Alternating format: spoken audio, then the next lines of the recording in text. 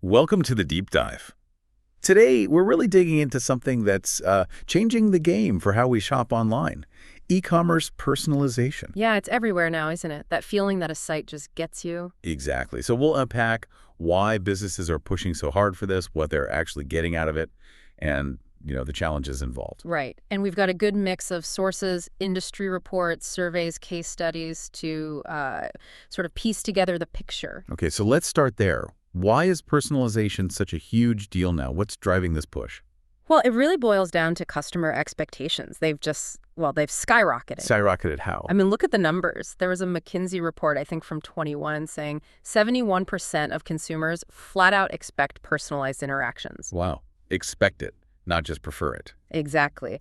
And Netcore's data, which Contentful highlighted, put it even higher. 77% expect that personalized experience. And Shopify mentioned a more recent Forbes survey too, right? Yeah, 2024. That found 81% prefer companies that offer personalization. So, the trend is definitely upwards. So, okay, if that's what people want, what's the flip side? What happens if businesses don't deliver? Well, that's the kicker. They don't just get annoyed. They walk. They actually leave. Yeah. Netcore's figures, again via Contentful, are pretty stark. 91% of shoppers said they'd ditch a retailer after a bad experience. 91%? That's huge. It is. And Smart Insights added that 63% will just stop engaging altogether if the personalization is, bad or clumsy. So get it right or lose them. Seems clear. Pretty much, yeah. Okay, so avoiding losing customers is one thing. But what about the gains? What's the actual, positive payoff for businesses that invest in this? The returns. They're significant. Yeah. Really significant. Contentful pointed to Netcore data showing personalization boosts average order value AOV for 98% of retailers. Almost everyone sees bigger baskets. Exactly.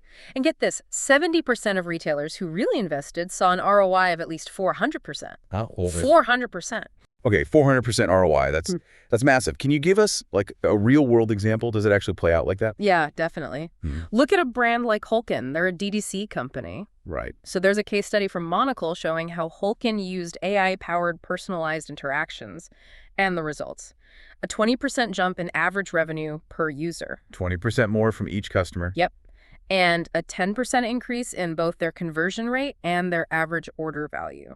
So more buyers, and they're spending more each time. It shows it works. Okay, it sounds fantastic on paper, but, it can't be that easy, right? Surely there are obstacles. What are companies struggling with? Oh, absolutely. It's not all smooth sailing. Data management is a big one. How so?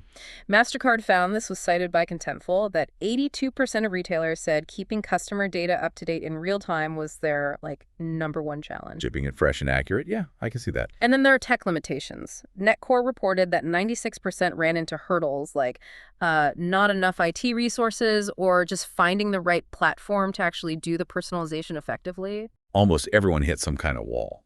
So how are they getting past these issues? What are the big trends we're seeing heading into, say, 2025? Well, the big one is definitely AI.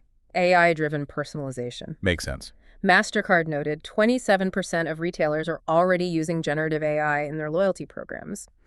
And Segment's report, which Shopify highlighted, said 92% of businesses are already using AI for personalization to drive growth. 92% using AI already. That's faster adoption than I might have guessed. It is. And this AI, like AdScape discussed, it can analyze behavior really deeply and even, create tailored content automatically on the fly. Okay, but AI analyzing everything, collecting all this data, that brings up the privacy question, doesn't it? How are companies handling that? People get kind of edgy about data.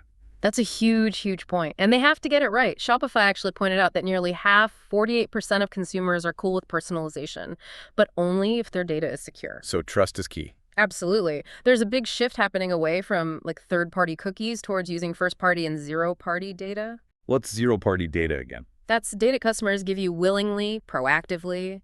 Think quizzes, preference centers, loyalty program info. Ah, okay. Stuff you explicitly share. Exactly. Johnny Munger from Wonderful, quoted by Shopify, basically said this forces companies to be more transparent and engage customers on their terms.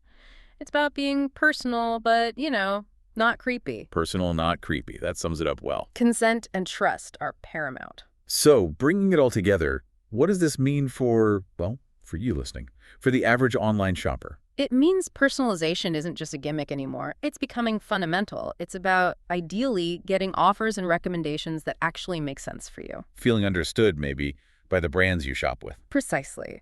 And with AI and data strategies constantly evolving, these experiences are just going to get more refined, hopefully hitting that sweet spot of relevant and respectful. So a final thought for everyone listening. What really stood out to you from this deep dive? How much does this kind of personalization actually sway your shopping habits? And, maybe more importantly, how do you feel about that data exchange for a tailored experience? Definitely something to mull over next time you're browsing online.